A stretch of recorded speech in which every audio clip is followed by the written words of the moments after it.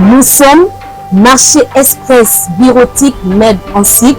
Nous vendons pour vous des matériels informatiques tels que les imprimantes, les photocopieuses, les produits consommables, les cartouches d'encre et tant d'autres.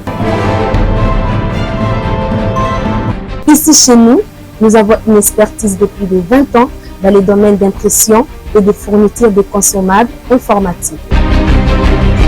Sur tous vos achats en ligne, tapez www.congotonnerre.com.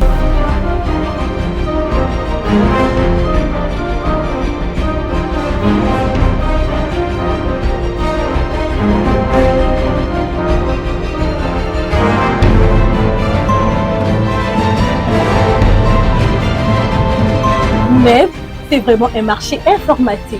Commandez aujourd'hui, réceptionné dans 24 heures, stock disponible partout en République démocratique du Congo.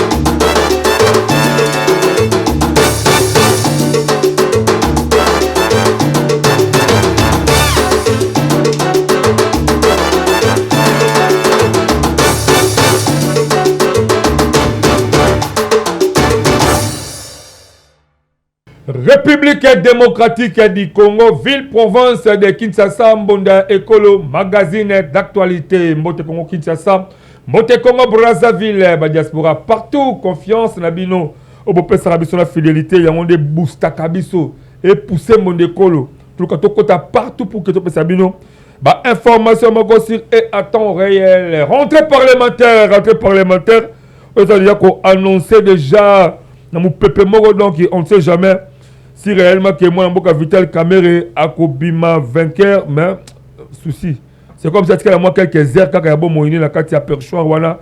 Il y a Assemblée nationale, Chambre basse, il y a Parlement, la République démocratique du Congo. Tout le monde a commenté est-ce que le 15 septembre, c'est-à-dire journée de rentrée parlementaire, les députés qui décidaient.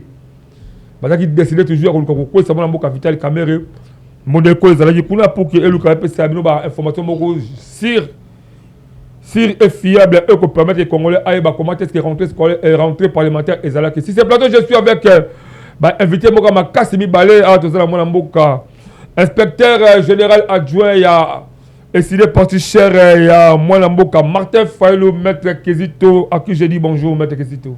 Bonjour, Ndeko Alain Dewa.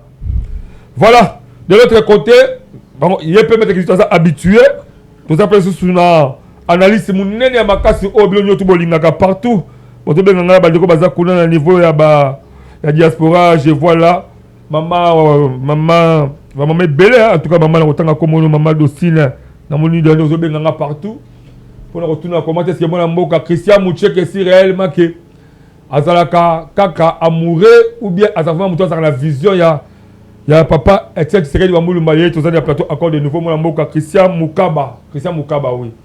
Bonjour Ndeko Langaboni Santé. Bonjour Ndeko Alain Dewa, merci na invitation. Na pesi mbote na bato nyonso to ba Rolanda biso. Mingi bato yo bazali na ba espace o ezali occupé pa ya ba nguna. Na pesi bango mbote na ebisi bango courage pa continuer parce que mboka na biso rumeli na agression yo plus de 30 ans. Toujours vivre toujours malamouté.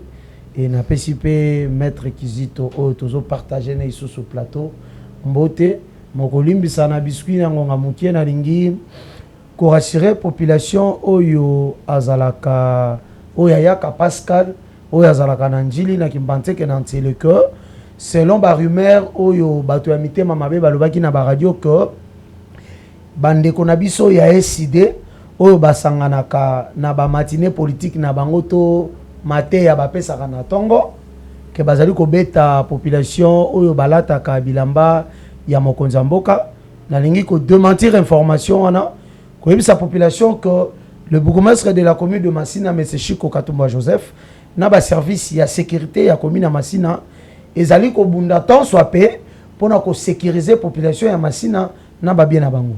Et le bourgmestre de Massina Chico o biso pe totuna ki mutuna a rasiraki biso a rasiraki pe population que eloko moko mabeza ko leka wana te avant ya ko kene parlement lobby ngai moko pe na lataki elamba ya mokonzi mboka na lekaki wana bande ko décidé basalaki biso pe le côté donc toni ko yebisa population que bato ba ko pesa information les allées information ben toxi ya mabe pona ko luka ko salir l'autorité habilitée ya commune ya Massina tu yebisi bango comme ce Chico a ko sala musala na ba service ya sécurité ezali na juridiction na ye pona ko sécuriser population donc bato batambola na bango na ba bilamba ya mokonzi mboka batambola na nyonso to ya mokonzi mboka parce que azali mokonzi na biso azali na bonne foi azali muto alingi pe stabilité ya ba institution na mboka na biso ezala. Merci beaucoup.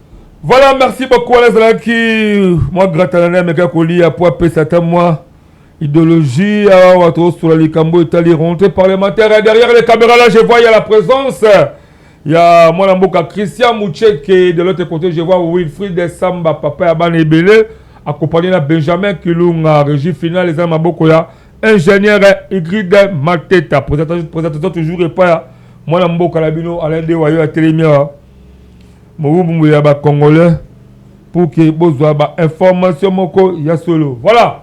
Merci beaucoup tout côté directement la belle édition sur Mukalelo ba de ba diaspora partout bo bengaki bo megabolo ba ke monde kolo et puis sabino ba information moko en rapport à l'état rentrée parlementaire tout cela qui kuna puisque les alliés aussi actualité makasi les alliés ko dominer sikoyo parce que rentrée parlementaire on te dit que les alliés c'est seulement purement budgétaire mais tout le monde qui attaque les makasi mbamo ya koluka ko destituer moi la mboka Vital Kamerhe na perchoir ya Assemblée nationale parce que quand ça qui balongolé député balongolé député poani ba vota qui attaque ko côté vota qui mini ko école maboko ya banguna mais du moins à 5 ans ils ont jouir comme député national bazo longolé na perchoir donc bazo le président Assemblée nationale c'est alors balongolé bazo le kadeba longolayi bon to yebité ce ko simbaté mais ce qui est important plus de 260 signatures ont déjà signé. Donc, il y a quelques heures éthiques. Et ça, peut-être au moins, on va Vital Kamerhe. On doit dire, bon, le député tout à Luka à continuer Moussali na Katia Assemblée nationale. Voilà. Alors, tu m'as d'abord pourquoi tout le monde a évolution, accord politique. Parce que c'est totalement un accord politique. Mais si le reste de la Vital Kamerhe, à la perception Assemblée nationale, ils aussi à rapport à l'accord politique. Mais alors, on a un accord politique dans le plateau au Pouké. Tu as quoi la paix ming na oisa que le monde a Vital Kamerhe, député Balingue les boules Baboukaina, poste wana azali ko occupé la chambre basse ya parlement ya République démocratique du Congo na bande pas dans une 3 4 bon na bali pas moi mboka kizitwa ba ke mikole bele otinga fo moziate plateau na ngito ba solo muketu mikotala. Qu'est-ce qui fait que l'accord politique mingi aux la carte mboka la biso Congo et crée toujours un problème et beaucoup plus aussi que là accord politique mingi au mboka Vital Kamerhe azo salaka la carte ya politique mboka la biso ezo sur les kamabe ni réellement ezaka la carte ya ba dossier pour que permettre accord politique mingi estimate pe côté mboka Vital Kamerhe ni ozala ki abba toujours muma bololo carte ya ba partenaire politique na. Merci beaucoup Ndeko Alain. Mais avant de continuer, je vais d'abord saluer. Vous avez votre 5 minutes. Argument ya Ndeko Christian par rapport à la fausse accusation, il y a des militants nabiso ya SID qui sont pacifistes et qui ne provoquent personne. SID la muka na opposition, lisanga opposition, tozaki na monopole.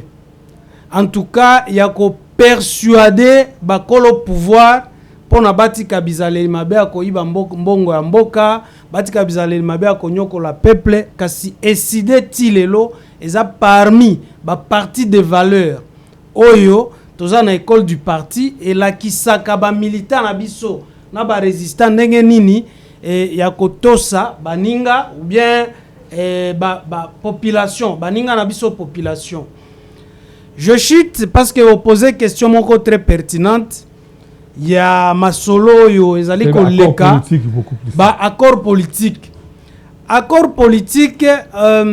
na koloba balobi na même bible elobi que oyo nzambe akangi mutu akoki kofungola yango te soki osali mariage obuki yango sans raison ou bien likolo akodongola miso okobima mutu mabe mbembe nzambe akopiniri yo toke Genval na Genval oyebi yo elekaki batu bakati bandai batu bamizo kisi nzoto bamelani makila batu balobi pasi ya ngai pasi ya yo bazaki batu misatu.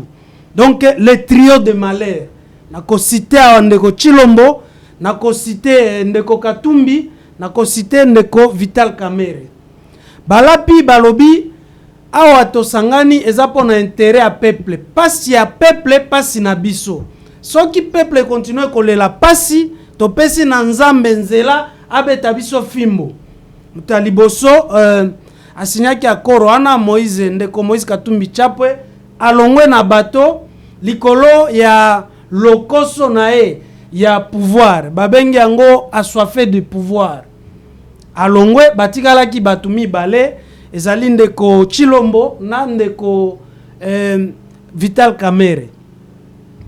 Vital Kamerhe nanu na ebandeli azambuma mabe na kati ya Congo tokoloba ye moko te meme mutu oyo nakosaliwe ye ndeko Mbindule Crispin azali membre ya INC na tango ya campagne électorale ndeko wana alobi ke ndeko Chilombo akende kosala campagne na ye na benite alakeli ye mabe nyonso ya mokili ndeko Mboso aye koloba cher député quitter les groupes armés abwakaki na bato oyo baza na ba groupes armés bayebani bato oyo nazali ko citer normalement il fallait baza na kati ya boloko pour haute trahison.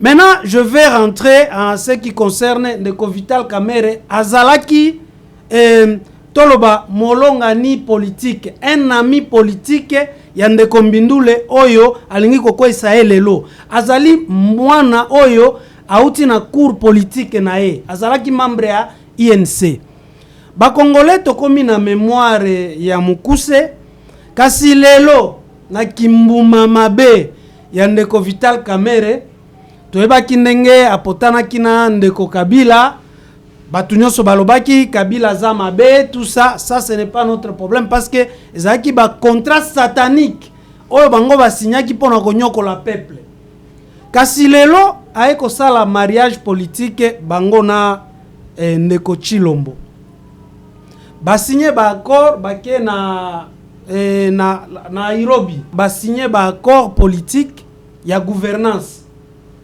na ba accord wana balobi que soki ndeko Félix azui pouvoir ndeko Kamerhe akokoma premier ministre comme ils n'ont pas la culture et le respect ya engagement bango nyonso mibale de part et d'autre ndeko moko asi akite bato ndeko Moïse Katumbi batikali bango na Vital Kamerhe lelo mbwa asui mbwa c'est-à-dire ndeko Vital Kamerhe menacé par les députés ya UDPS et alliés batoyo bazaki na ba accord individuel na bango parce que accord ya ba individu et kobanda ko lié république te eza na ba accord ponde ko azwa pouvoir toyebi ba élection oyo ba ebaki na koyiba bokonzi ya président élu Martin Fayulu na 2018 peuple alakela batuana mabe tisuka bakomi konyoko la peuple bayiba mbongo boye mabe ba détourner mabe ba créer 145 territoires mabe oyebi ba pasio eza na kati ya ba territoire lelo kasi akoro wana ezokende na kotombe caduc parce que soki Kamerhe longwe na bato bazo longola na makasi ndeko Félix akotika la moko mais ba melanaki makila politiquement bango mibale donc elakisi que eloko moko ya molili ezaki na ba akoro wana po soki ezaki eloko moko ya nzambe ou bien eloko moko ya bosolo tolingaki tokende na yango tisuka.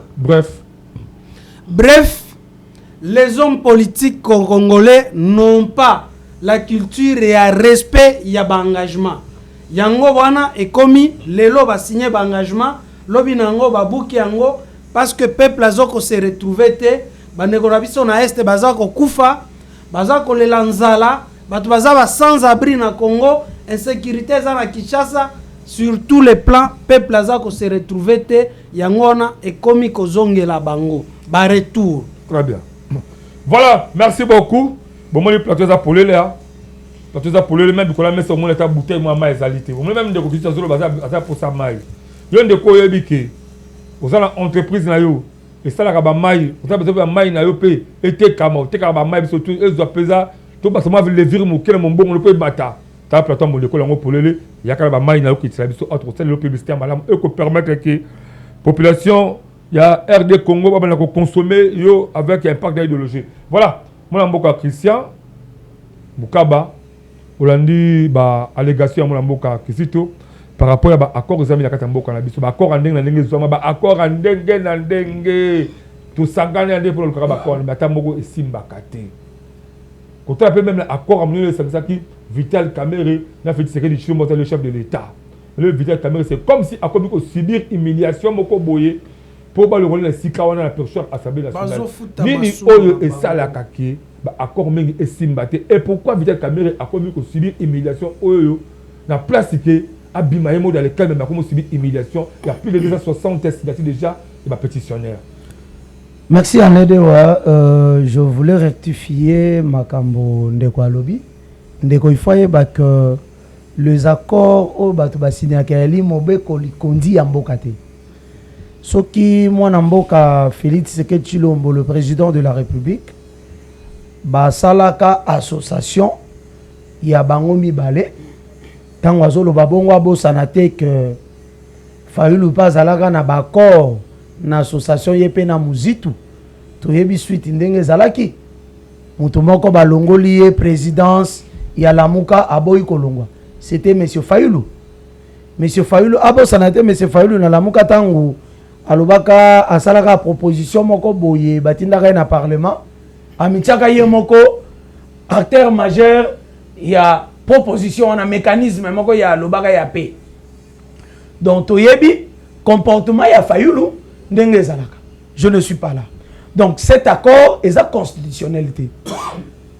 Population il faut yeba ko monsieur Vital Kamerhe, l'honorable Vital Kamerhe asalaka ba accord bazalaki na gestion ya chose publique te babande ko kenema ponami ndenge moko nenga lobi bakabonaka na Genval ndenge moko Katumbi po ya bosani Katumbi Muzitu et les autres batikala na Fayulu bango pe bazaki na bakome bakoko wana ezalaki purement diabolique parce que toyebi fondation moko bo ya mindele mutu ezalaka na sima accord wana. Je ne sais pas banque monde ce qui dans l'ancien secrétaire général il y a francophonie il y a mtabane ko piloter mukolo fondation wana ka c'est la netienne mais accord de Vital Kamerhe signé qui dans Nairobi et ça là qui y a gestion il y a pays boyété na ndenge nini ce qui ba yokana ki que Vital Kamerhe aux la première ministre mais la constitution de la République où ils allaient accord où ils allaient le bobé ko likundi. Et le premier ministre a remis la majorité. Majorité, tout le monde a dit majorité ni FCC.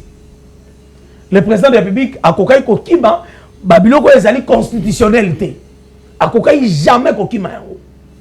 Le FCC a dit majorité, parce que le premier ministre, Papa Ilunga Ilunkamba, le PP. Toleki. Après, il y a FCC parce que Bazalaki n'a pas même mise. Il y a ma belle pas chef de l'État. Toyebi ne kotunda kasende tango a salaka. Ko signé bi signé signa na non avis oyo premier ministre a pesaka parce que na gouvernance na biso tozali na ba préséance soko zali na préséance wana te okoyo ko zo engagement te OK le vice premier ministre ministre de l'intérieur mutazalaka préséant tunda kasende aweleli a signé ke loko oyo esalaki mabe parce que au sein du conseil des ministres la pesaka e invité toleki abengaka oyemei yeme ya koyato yebi suite nango ndenge zalaki ndenge batu ya FCC babandai ko luka ko destituer le chef de l'État Félix Tshisekedi Tshilombo. Maintenant toke na gouvernance normale Ndeko Kamerhe azaki directeur du cabinet na mboka na biso moi personnellement je suis de l'Union sacrée je n'ai jamais soutenu Kimoyibi soki batu babenga détournement j'ai toujours parlé de Kimoyibi je n'ai jamais soutenu de Kimoyibi na mboka na biso nalingaka détournement te nalingaka bayiba mosolo ya mboka te bazuze na biso na premier degré balobi Kamerhe a détourné mbongo ya l'état parce que la justice congolaise ezali na ba degré azali avocat à contredire ngate So ba condamné na premier degré, aucun na deuxième degré, aucun na cassation, aucun ça la recours. Ce qui ba moni que non culpabilité no ezali serein, on vous arrête.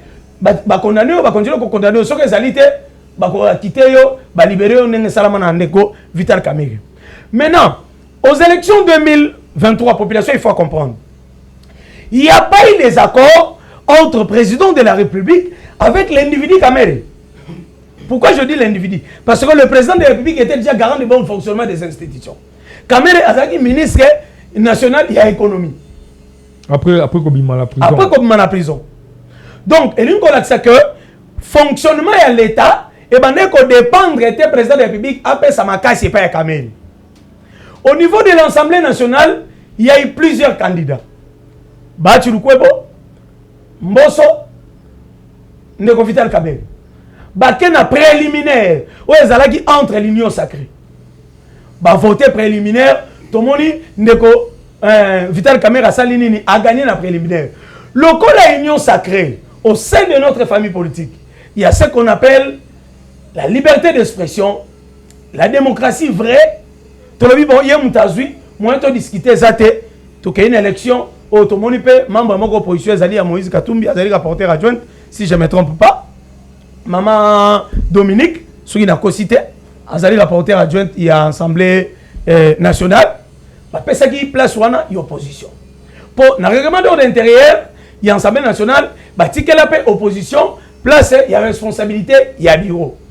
Ndeko Kamerhe à l'équipe. Mais le gars le maman Ndeko Kamerhe tikaka na kota Ndeko Kamerhe aleki. Ndeko Kamerhe aleki na volonté ya individuité. Azala ki wana na volonté ya chef de l'État. Azala ki wana na volonté ya union sacrée pour basala ki préliminaire. Le gars la préliminaire ezala ki entre eux, baleki ça ki Ndeko Kamerhe. So ki baati aleka ki me baati mutarika za la président.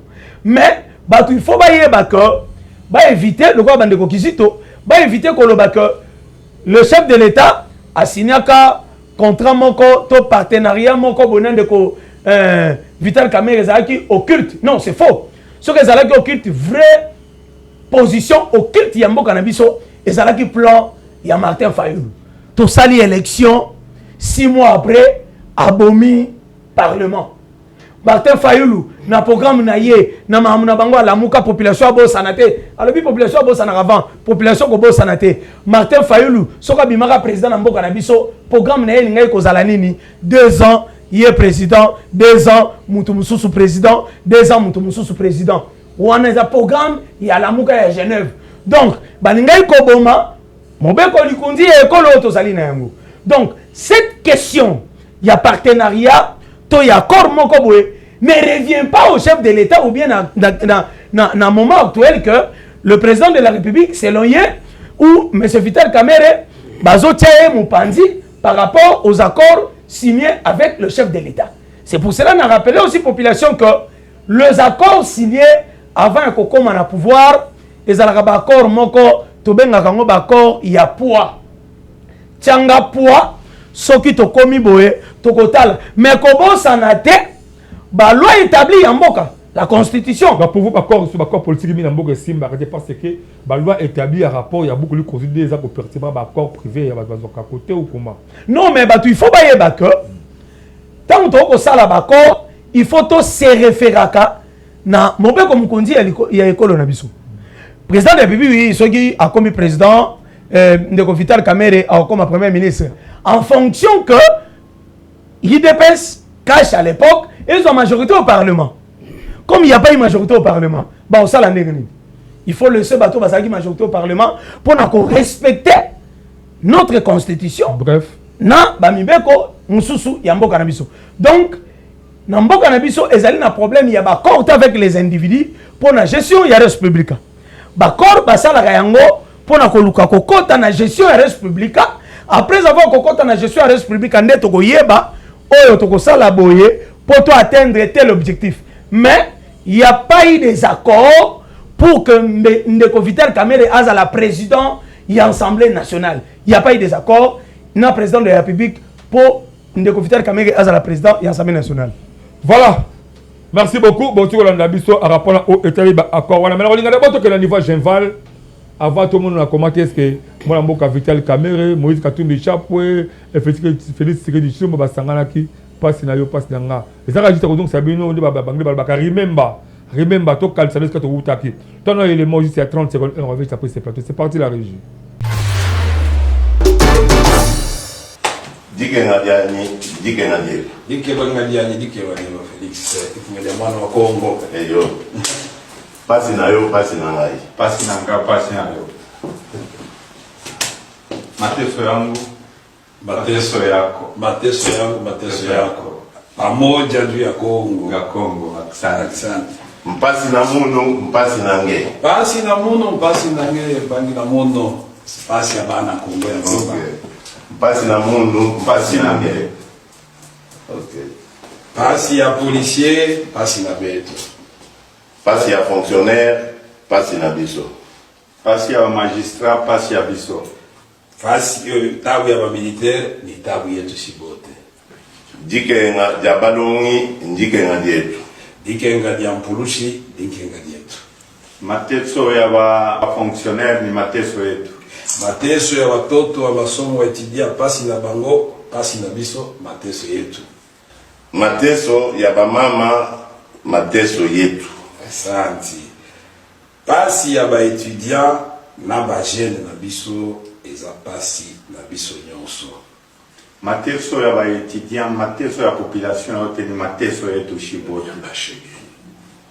mpasi ya bashege mpasi na beto dikenga ya bana ba Kongo muzima dikenga dietu bonso pasi na beno pasi na beto ce jour pour dire aux Congolais quelle façon nous devons désormais nous saluer pour mobiliser ce peuple pour que triomphe le combat pour la démocratie. Le destin du peuple congolais, c'est entre les mains congolais. Nous ne sommes que des lampes témoins en tant que leaders pour indiquer la voie à suivre.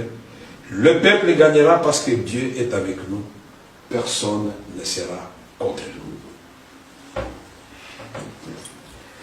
Pasi na biso pasi na biso pasi na yo pasi ya bana Congo pasi na biso nyonso pasi na yo pasi na ngai pasi na yo pasi na ngai dikenga dietu bonso dikenga ya bana ya Congo merci Nzambe adolame. De retour sur ce plateau exceptionnel, Yambonda Ekolo magazine d'actualité. Botukolanda pasi na yo, pasi na ngai, pasi na nge, pasi na munu, mateso yaku, mateso yangu. C'est un problème à casser. Moi mboka. Toujours ba accord wana. Mais quand le siko moi mboka Vital Kamerhe. O abimi na kati ya union nationale, ina union sacrée. Le kaka union sacrée wana ba lingeli eboule. Ba moni réellement c'est comme si Vital Kamerhe Alexis ba incompétence na ye.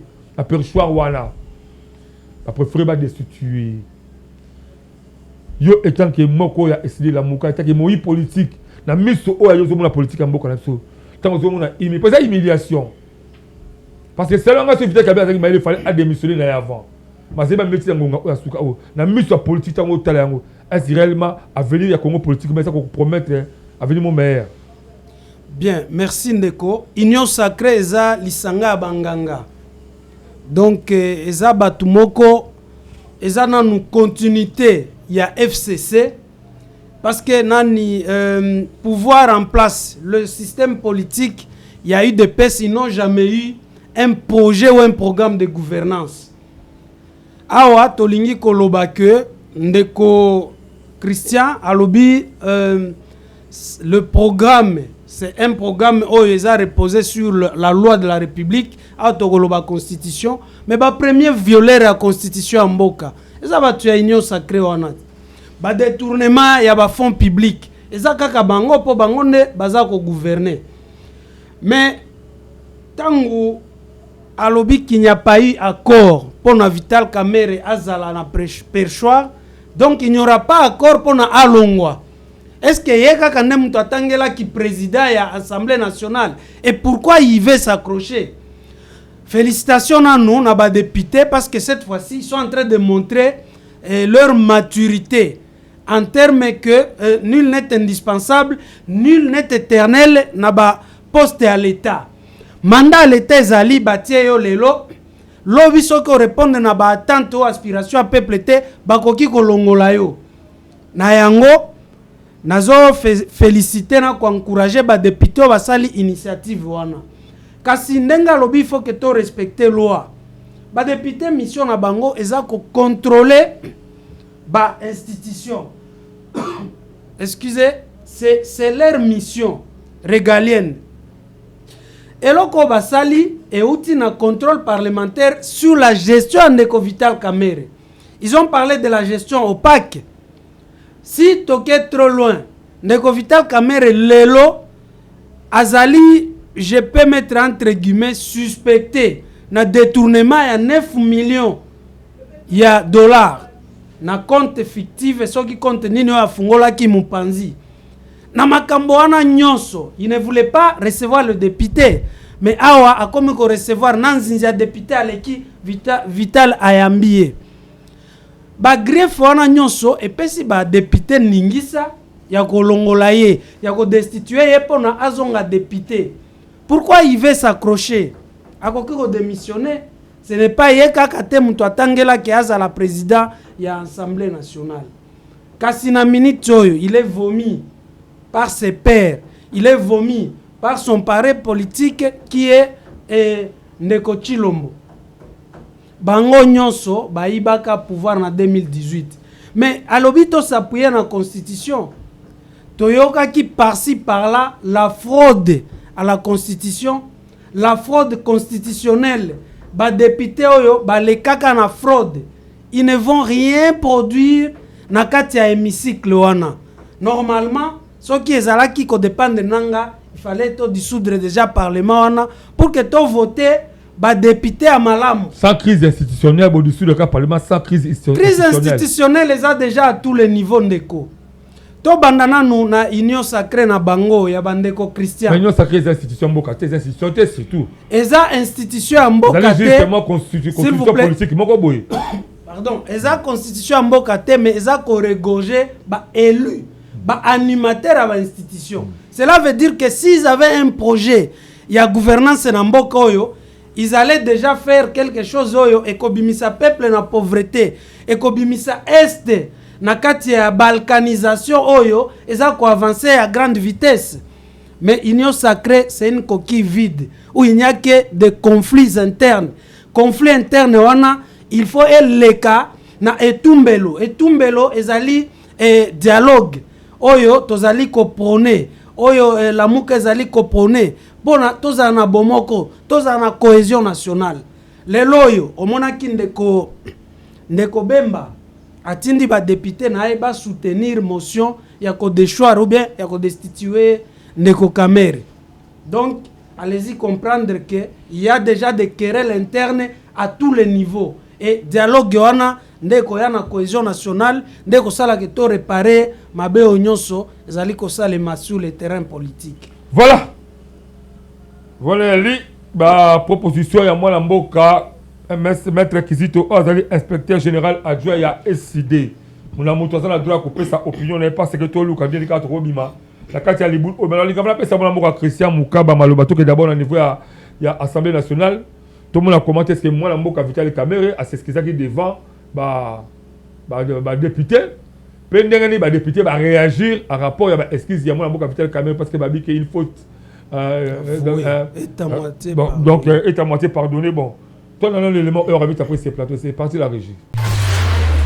Il s'agit des soubresauts. Toute ma carrière a été consacrée à un seul idéal: servir notre peuple. Et s'il y en a parmi vous qui se sont sentis froissés, qu'ils daignent bien accepter l'expression de mes regrets le plus sincère et j'implore leur pardon. Aucun député national ne souhaite la déstabilisation des institutions. Mais tous les députés nationaux ont droit au respect, ont droit à la dignité, ont droit au social, ont droit au respect du règlement d'ordre. L'essentiel, donc je peux me parler de 80% des revendications proposées par les députés ont déjà été rencontrées. Voilà, merci beaucoup de ce plateau. On a testé comme moi Christian Mukaba Olandi Vital Kamerhe.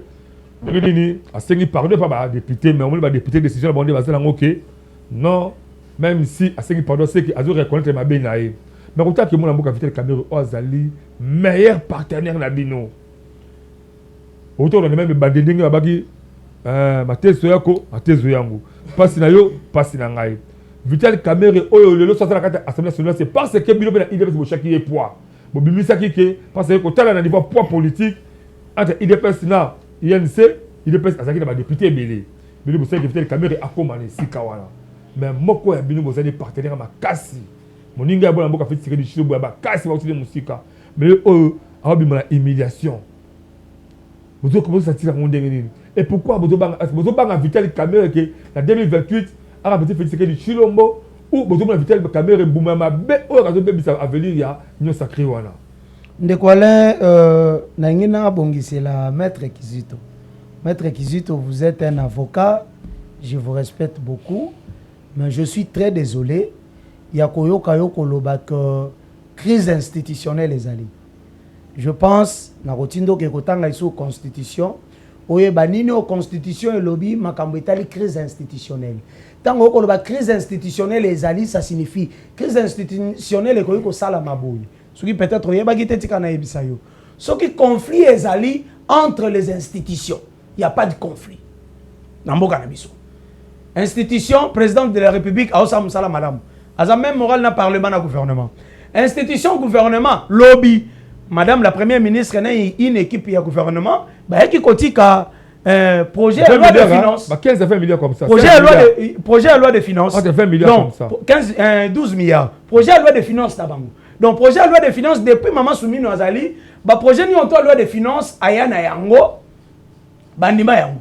Crise institutionnelle oyo kotinda makanisi na bino mabe bozalaka nango bandakala ya ko dissoudre le parlement ezalaka nini soki ba point de divergence et comme makasi entre institution président premier gouvernement na institution parlement oyo premier ministre aye na projet na loi de finances toi aye na programme ya gouvernement bah rejeté en haut pour la première fois, pour la deuxième fois. Là, le président de la République qui est garant du bon fonctionnement des institutions n'est à quoi constater crise one.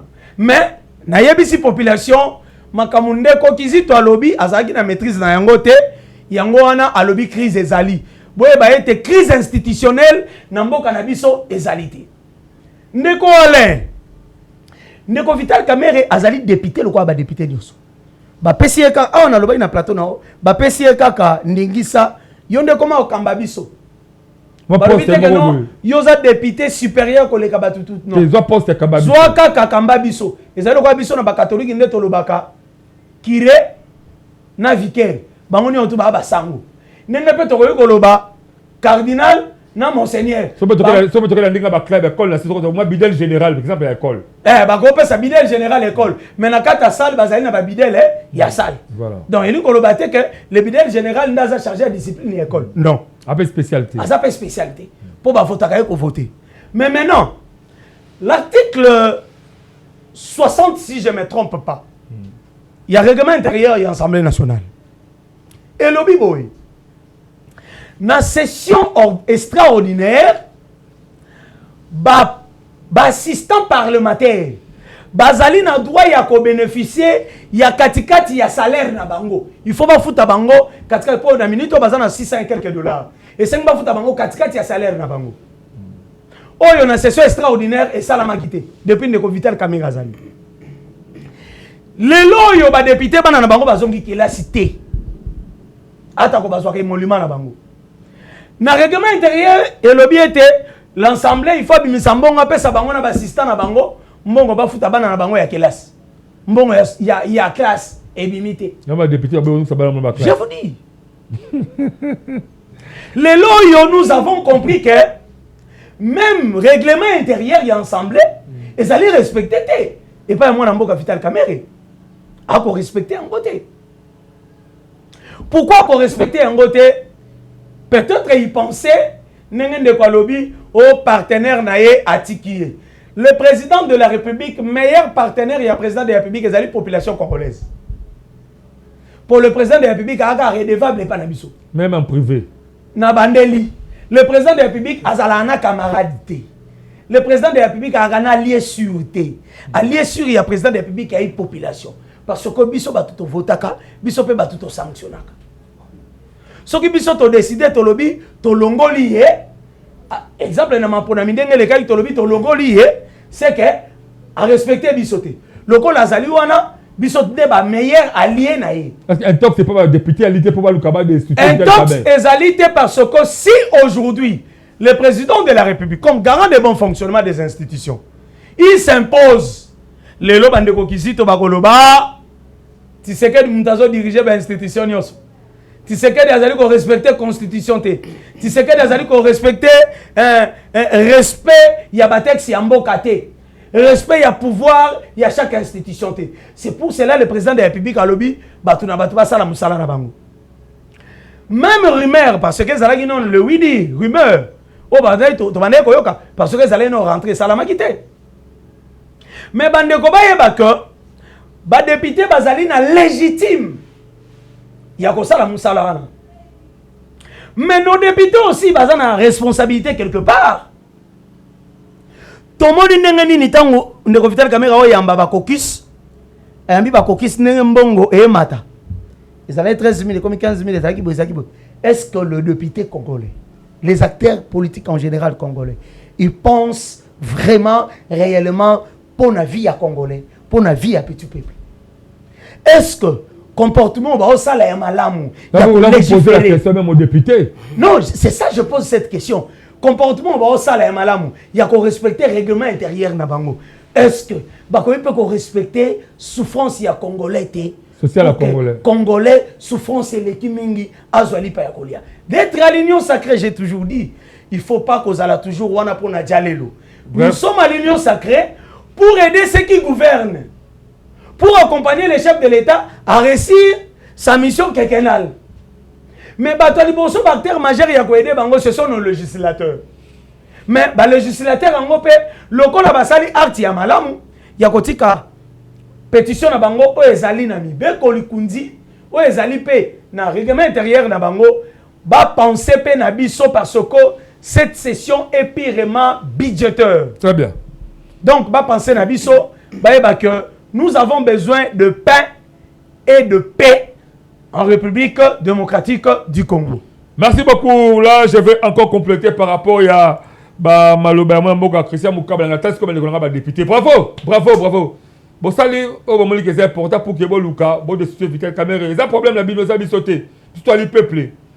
Tout le monde a Moussa Bosta dans le Parlement. Il y a un engagement la Bible parce que vous êtes libre. Il y a le choix. Il y a les leaders. Oh, bon, moi, réellement, il y a un choix. Voilà. Mais, quand il y a la politique, il y a un social, il y a Congolais. Il y a un élément au Mouké. Bon, tu as commencé à député, mais au Bunda. Quand on a pétition, il y a bureau, il y a Assemblée nationale de manière que la pétition, elle a reçu. Tu as un élément là. Merci. Bon, mon élément là. Comment est-ce que les députés au Bunda, quand on prend en compte ça, destitution, il y a un Vital Kamerhe. Mais quand est-ce que les députés maintenant vont avoir ma responsabilité, il y a un Bunda pour que le peuple ait un vote à Kabino? À mon avis, moi que changement la carte, il y a la vie au Tozalango. On en a beaucoup parlé ici, ma problème est le Lipa, Thompson à Wenze, panel de la ménagère, ma prix et hommes du jour au jour. Transport Koutou, il y a Congolais Kolongwa, maintenant qui t'aime au magasin, là on commence à Mikondo, là on commence à Congolais à Sali, attends 20 ans, à Ebakate, prix à transport, ils ont combien? À Ebiangote, c'est un beau chaos. Congolais à Ebakate, tout le Congolais, Congolais, prix à transport, dans beaucoup ils ont combien? Moutoumou, à Ebi, prix à transport. C'est parce que prix à transport, ils ont varié selon sentiment et Moutou. Donc, c'est comme si les Beko ils ont sauté, ligne au-dessus de la loi. Mounamoutou, c'est comme si nous sommes dans la jungle Mokoboé. Mais c'est ça aussi que c'est la responsabilité de la députée. Bon, vous n'avez pas aussi intérêt à Congolais.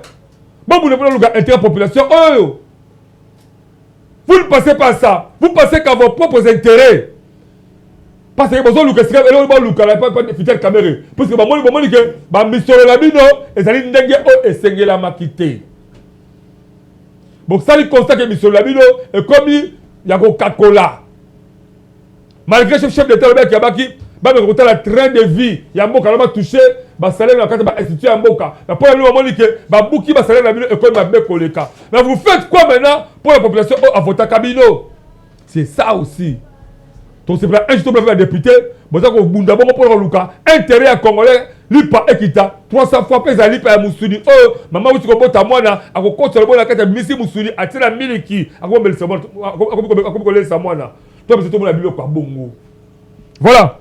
Tout le bon anniversaire région tout c'est mon mboka. Il m'a tête à base élément oyo. Il y a le président Ali Silingende. Attends aussi sa activité moko avec structure intérêt général de la République qui a censé ba de belé le niveau ya machine ko ba sangalaki pour que ba le aussi intérêt ya bango la kata chango district ya chango parce que les constat c'est comme si que ba un peu abandonné. Tout élément c'est parti la régie.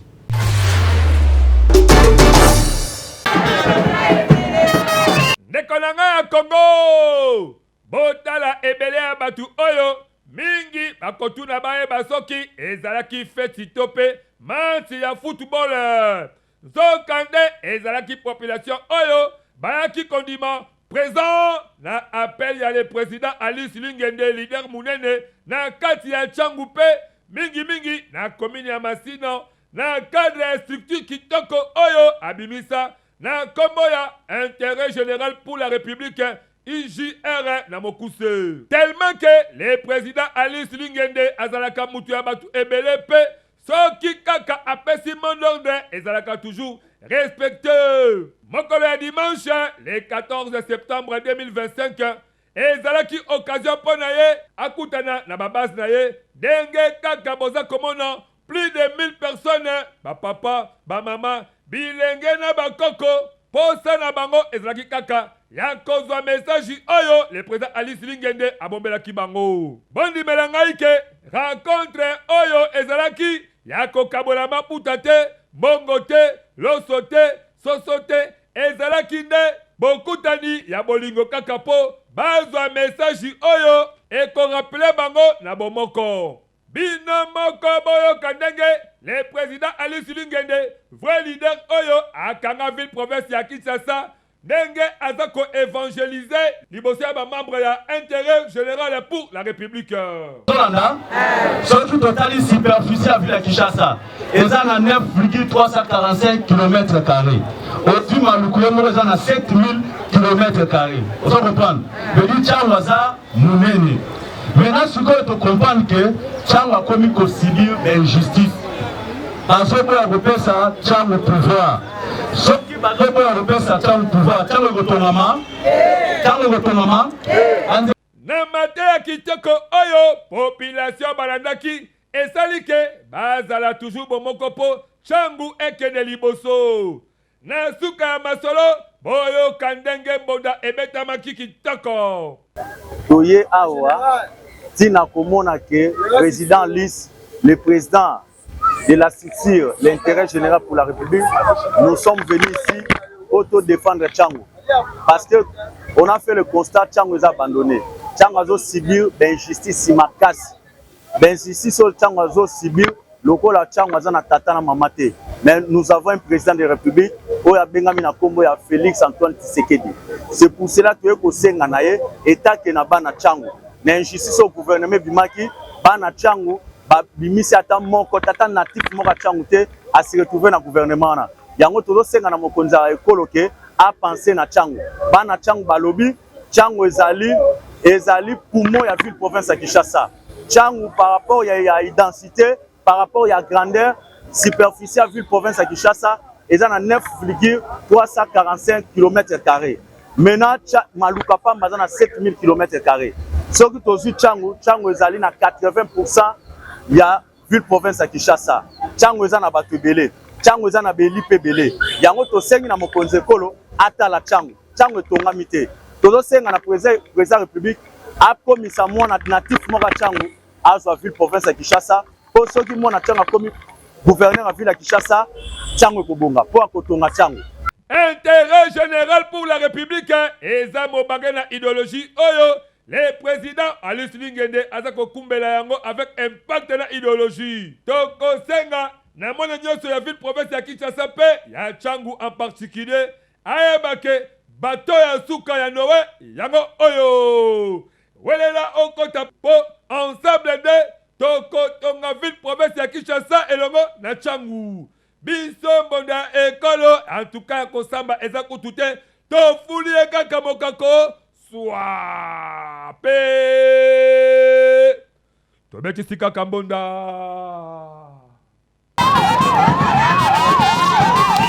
Voilà, merci dans l'élément qui toko signé moi la mboka Igride Mateta, reportage a signé Benjamin Kilunga et Wilfried Samba. Toko di sikola masoro o etali toujours makamba parlement to ebito ko ça peut bongoté malgré le vital caméra balu kabale de situer mais au finish toko zela sikoyo nini. Moi mboka kizito. Destitution, c'est bien bon, ezali ezako engager les députés parce que biso to le baraki, les députés ba salariés. Les députés c'est comme si Bali aussi bloqué quelque part au niveau de l'Assemblée nationale pour que les désirateurs soient en considération. Donc, Boumakaka perçoit Rwanda, Durana et Koufa. Mais au finish, tu as Bobi Yango, tu as Kocha. C'est comme si Papa Mbosso, tu as pesé, si Kawana a évité. Mais quand tu as la psychologie dans tout ça, peuple congolais s'engagner. Est-ce que réellement tu continuer il nous faut dialogue qui peut permettre que tous les considérations pour que tout le cas unité bolingo bomongo de manière que Congo et ça Congo makas. Merci na kozongela ndeko Christian Lobi président de la République azaka kanalier moko eza peuple nini azoloba peuple à est ou bien à ouest parce que mboka lelo eza na kati ya division qui ne dit pas son nom mais pour rentrer à la crise institutionnelle parmi ba grief o esali ke bazoluka ko déchoir ndeko Vital Kamerhe ezali ko bloquer ba initiative parlementaire.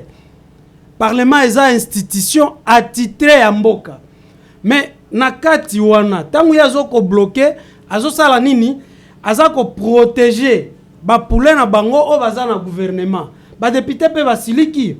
Je ne sais pas quand on parle de la crise yazo que la crise ngo wapi soka zoluka crise na kati ya bitumba bagaro ba député bazo sala ezaka kama makambo ya soni. Kasi oti koloba wana otuni donc, on présentait tableau sombre, il y a vie, il y a population. Donc, on a la population à biso à STT, kasi population à Mpanzi awa. Mobondo azali konyokola. Parce que ouest awa. Il y a 5 provinces là. Il y a Kinshasa, Maindombe, Kwango, Kwilu et Kenge. Voilà. Batu bazako kufa lokola banzinzi. Est-ce que batona bazako kufa bango baza ba lié à président de la République te? Donc tozala na lokuta te. Makamba budget oyo auti kokumisa awa. Toti komona ke ndeko muzito alobi ba budget oyo tomona na mboko oyo. Ezala lokuta. Ezala ba budget ba nyongo. Mais biloko wana nyonso tozoloba eza ba crise oyo ezali sur tous les plans. Pendant crise wana esila esengeli comme tozoluka kolobango chaque jour baimboka basangana pour la cohésion nationale. Le linge sale c'est lave en famille. Combien de dialogues salemi libanda mboka tobandaki na Rwanda toke Kenya tokei Nairobi tokei États-Unis toye kosuka na Doha wana tilelo population habitée bazako solo la kanini. Nado déjà il y a un accord signé entre tout le monde qui comme le Kabazon ça ba prisonnier ba kanga RDC gouvernement contre zone ça ba prisonnier a ba oblanga ba kola ba prisonnier bazui ba croix rouge baza na centre ya ko diriger makambo wana. Est-ce que dans tout ça ko même sauver Kimiate et ça faut que le dialogue bino c'est signé bozo quand ça soit disant il y a le camp de la patrie. Papa tozali awa na mboka oyo résolution ya Nations Unies 27 et 73. Bon, tosenga awa fusion ya ba processus wana nyonso. Mais dialogue tozali koluka. Tozana ba mission ya Nations Unies awa tozala na ONIC, tozala na MONUC, tozala na MONUSCO.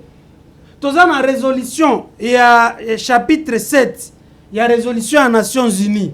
Oyo balobaka ke batu ya Nations Unies MONUSCO esuka en observation te mais il faut pas s'impliquer na maintien ya paix kasi paix wana ezali susu te yango tozana kosenga so tokoti na dialogue wana parmi les éléments oyo tokosenga ba revoir mission ya Nations Unies wana. Na masolo tokosenga totaki ko batu ya SECO SCC5 totaki kosenga médiation ya communauté internationale à travers ndeko Martin Fayulu pour que tovanda na mesa to solola afin de chercher une solution durable sur cette crise. Mais nani oyo azoko yoka yango tozana kosenga boye. La cohésion nationale na kati ya mboka eza déjà biaisée. Mboka eza na kosenga batu bavanda na mesa à l'interne. Ici au pays, tosolo la makambo nzala congolais, tosolo la makambo akokufa liwa. Avec qui comme participant la kati ya ba dialogue bozo lukala. Banani serait pas assister la katia va participer la katia dialogue. Selon ba analyse bozo sala. Tozana na ba institution ya mboka. Oezana ba kokoso sur tous les plans. Ba partie prenante ni bozo mon esika Tozana église catholique SCC 5.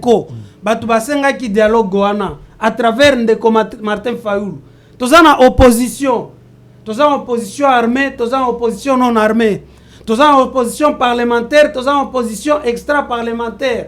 Donc, na kati ya diversité à opposition, il faut batouana nyoso bavanda, y compris acteurs de la société civile, pour que tout luka solution durable à travers un camp de la patrie, oyo, et comme mabiso na paix durable sur toute l'étendue de la République démocratique du Congo. Voilà, merci beaucoup, Wanezali. Bande Kolabiso ya SID, toi la Moukane, bateau Kastadia, bon là j'ai salué directement Mwana Mboka, Zege Mambu, et pourquoi pas Waratijo, c'est Mwana Bea, Petit Langay Sugar, la vie qui est Bazali, constituant, la pavillon 4 table 9, le niveau de marché, il y a liberté sans pourtant oublier ambassadeur business Guilain Soukou, ambassadeur business Guilain Soukou. Non. Toko mela maso toujours kitoko. To soki na niveau liberté ko nous avons besoin sur basak. Lukaka mwana mboka Guilain Soukou, ambassadeur business ya Guilain Soukou. Azabo na pavillon 4 table numéro 9 même si oza commerçant ndenge nini. So steka basaki, oteka ba cash, okuta Zege Mambu bazana kutana bango, ba oteka ba primo ko e ko permettre que côté OK peut koteka, oza vraiment ya ko gagner 1000 stika. Tu dois profiter encore qu'on souhaitait joyeux anniversaire na bandeko mibale on a na plateau o basiba tuka lelo bakokisi bamvula moka bavula o zamba pesa commandant Lokuli Mbolesa le commandant mal compris de kolanga Jani en tout cas Nzambe abaxelalo vula moka bamvula ozi to yembele ba happy birthday daizwa eloko mondeko e bongso la compte ya happy birthday to you.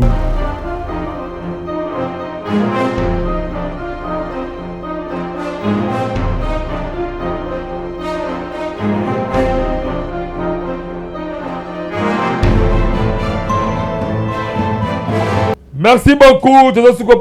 Happy birthday et pas Capojo, le caméraman est le plus beau. Caméraman Boga, le beau Kanzambe ezale pas ni ambe biso to yembele ba happy birthday to you.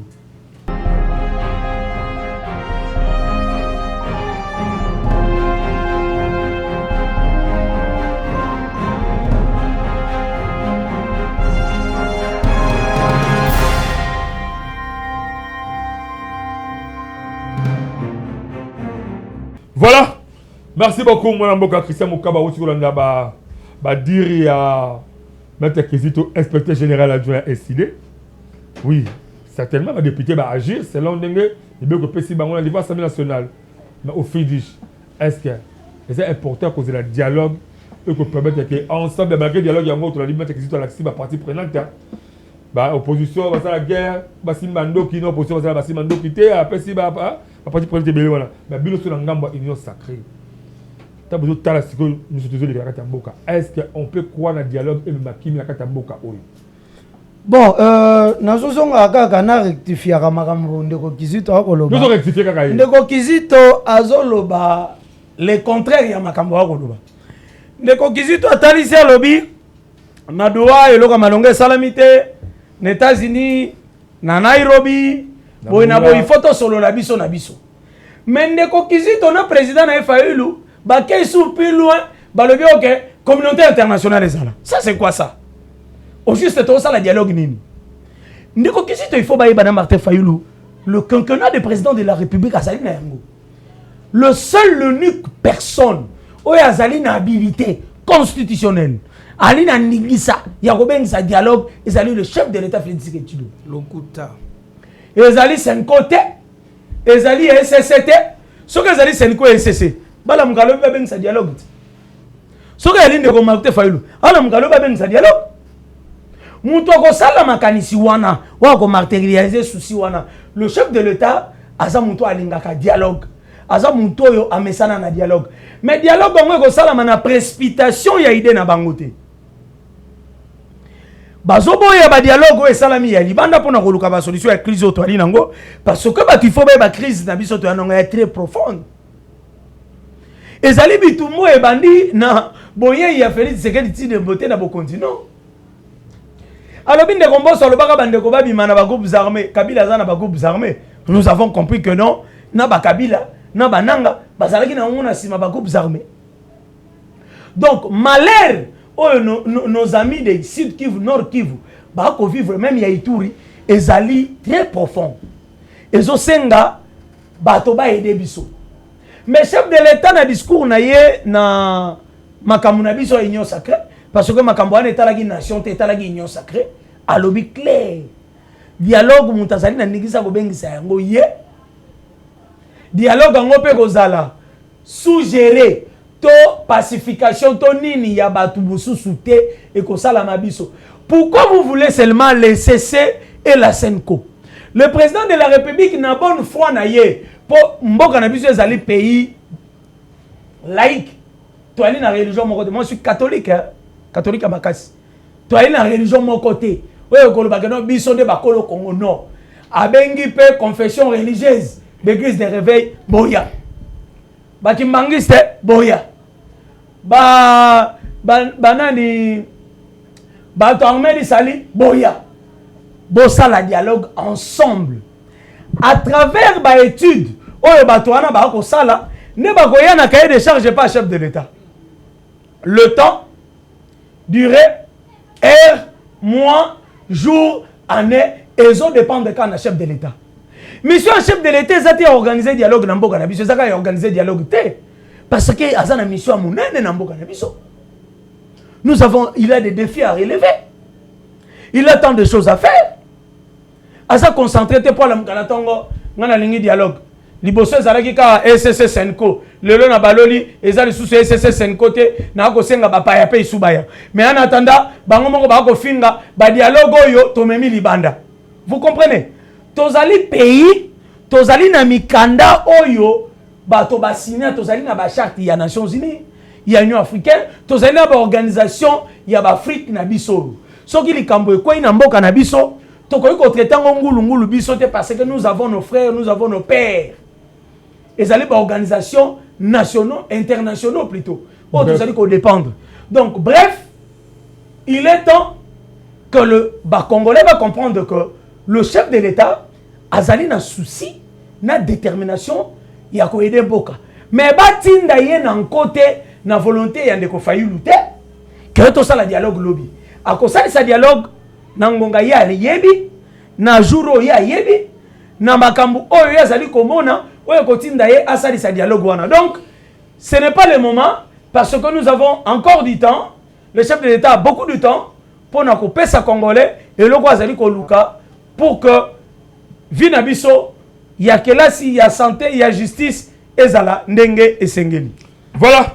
Merci beaucoup. Tu as commis vraiment la souka édition la biso bon que édition bezala ezala chaud makat parce que mon ambo Kizito il a ramené biso pour que malgré ba des autres de salle makuna niveau ba assemblée nationale ba des autres salle mais peut-être mon la partie est allé aussi dominer na ba des autres salle makuna mais au finish selon bandeko ya SID la muka ya mwana mboka Martin Fayulu ezali représenter awa na mwana mboka Maître Kizito et ça beaucoup plus ce dialogue né comme mabiso na kimia to vivre paisiblement la carte république démocratique du Congo pour na ngambo Christian Mukaba ozali moko ya union sacrée pour na bango yali que oui dialogue je crois que accepter dialogue mais et un dialogue eux qu'on a précipité ou qu'on a appuyé par bandoko ya ba SCT ba 50 Martin Fayulu te mais ezala kaka ma calcul to pe R nangongana je ko uta et pas ya fait que nous sommes moyen n'est-ce pas voilà tout comme ce qu'on a souka on a pris la conclusion la bino donc c'est que bref dialogue ezali eloko oyo très important au mututu azala ngo besoin mais dis-moi bah avis ezali partagé en rapport que peuple azana na posa ya condition de vie na ye peuple ana posa ka ya dialogue te peuple ana posa ya condition de vie na ye changer ezala dirigé par bana mboka bango moko à côté de baba ça peut oui pour le dialogue mais ezala aussi dialogue moko zala selon sentiment ya fait que Tshilombo azali chef de l'état tout comme la souka to appuyer dialogue au milieu du début mais le peuple ko s'attendre une minute pour clôturer bien l'émission dialogue wana ezali bonne foi ya Félix T eza bonne foi Tshilombo te peuple mutu amonaki division peuple amoni balkanisation ezali koya nde sima molobeli na bango le président élu Martin Fayulu peuple asengi dialogue wana na kati ya dialogue wana Senko SCC bato église de réveil basengaki que bazaki mupanzi bazongisa bango l'état congolais état laïque ba implikaki batu nyonso na kati ya dialogue wana bref mais existe aussi ici oui nazo si sana koloba communauté internationale les a partie prenante na dialogue te baza ba observateur ba koyande ko sala médiation bisoto boy mais les jours où l'ère à dialogue ezo dépendre nande ko Tshilombo te pourquoi parce que ye azali partie prenante na kati ya dialogue wana lokola baninga ya opposition malgré la qualité de garant de la nation malgré la qualité de chef de l'état donc ça juste partie prenante parce que ye pesa partie au conflit comment ya kokioza la au-dessus ya batu et s'organiser na mukolo o ya kolinga nazo rappeler loko ya suka tangu ndeko Martin Fayulu approchaki ndeko Tshilombo